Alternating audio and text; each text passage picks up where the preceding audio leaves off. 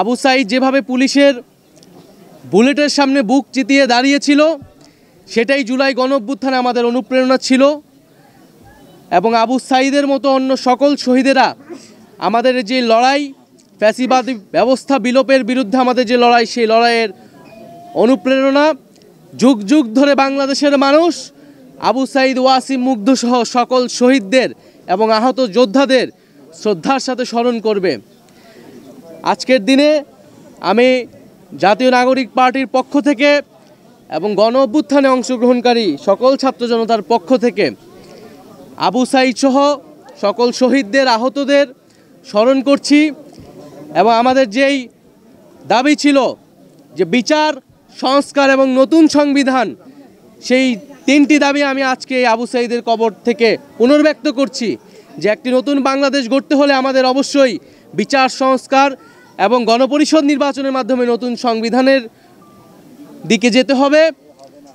এবং যে জুলাই ঘোষণাপত্র এবং জুলাই সনদ নিয়ে টালবাহানা শুরু হয়েছে, আমরা স্পষ্টভাবে আমরা হুঁশিয়ারি দিতে চাই, যদি কেউ আপনারা মনে করে থাকেন, যদি সরকার বা অন্য কেউ মনে করে থাকে যে এই যে হাজারো লক্ষ মানুষ যারা রাজপথে নেমে এসেছিল তারা ঘরে ফিরে গিয়েছে, তাহলে আপনারা ভুল ভাবছেন।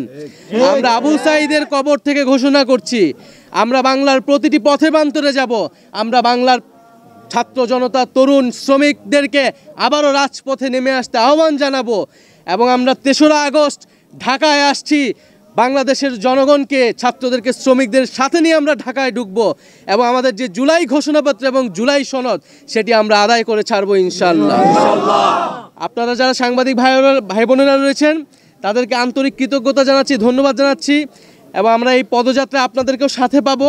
আমাদের যে বক্তব্য, সাধারণ মানুষের যে আকাঙ্ক্ষা, সেটি জনগণের কাছে তুলে ধরবেন। আসলে মানুষ কি চায়, এই 1 বছরে মানুষের প্রত্যাশা আসলে কতটুকু পূরণ হয়েছে। এবং আমাদের মধ্যেও আসলে হতাশা রয়েছে, কারণ আমরা এখনও বিচারটা সম্পূর্ণ দেখতে পাইনি। আমাদের যে বৈষম্যহীন বাংলাদেশ, আমাদের যে সংস্কার, সেটিও আমরা আসলে সম্পূর্ণরূপে দেখতে পাইনি।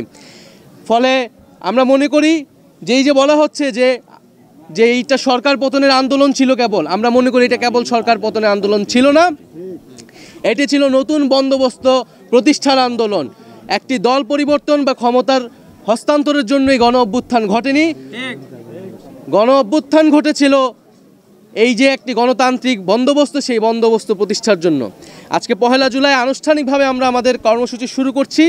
এবং এই 1 জুলাইয়ে এই গণ অভ্যুত্থানে যারা অংশগ্রহণ করেছিল, আমি আবারও সেই সকল ছাত্র, পাবলিক বিশ্ববিদ্যালয়, প্রাইভেট বিশ্ববিদ্যালয়, মাদ্রাসা, স্কুল, কলেজ সহ সকল ধরনের ছাত্র তরুণ যারা নেমে এসেছিল, যে সকল নারী শিক্ষার্থীরা এবং নারীরা এই গণ অভ্যুত্থানে শক্তি জুগিয়েছিল, তাদেরকে স্মরণ করছি, আলেম সমাজকে স্মরণ করছি এবং শ্রমিক শ্রেণীকে স্মরণ করছি এবং পেশাজীবী সহ সাংস্কৃতিক কর্মী যারা এই আন্দোলনে এসেছিলেন এবং প্রবাসী ভাই বোনেরা যারা বিদেশে থেকেও এই আন্দোলনে আমাদেরকে সাহস ও শক্তি জুগিয়েছেন, এই সকল বাংলাদেশিকে আমরা স্মরণ করছি। তাদের প্রতিবাদকে আমরা নিজেদের বুকে ধারণ করছি এবং যে ঐক্যের জায়গা, যে অনুপ্রেরণার জায়গা জুলাই গণঅভ্যুত্থানের মধ্যে তৈরি হয়েছিল, আমরা তাদেরকে সেই গণঅভ্যুত্থানকে ধারণ করি।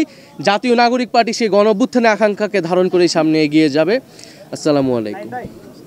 আচ্ছা, আমাদের প্রশ্নের আগে আমাদের এই যে পুরো বাংলাদেশে যে পদযাত্রাটা হবে, এটার আহ্বায়ক হিসাবে সার্জিস আলম আছেন এবং সদস্য সচিব হিসেবে অনিক রয় রয়েছেন।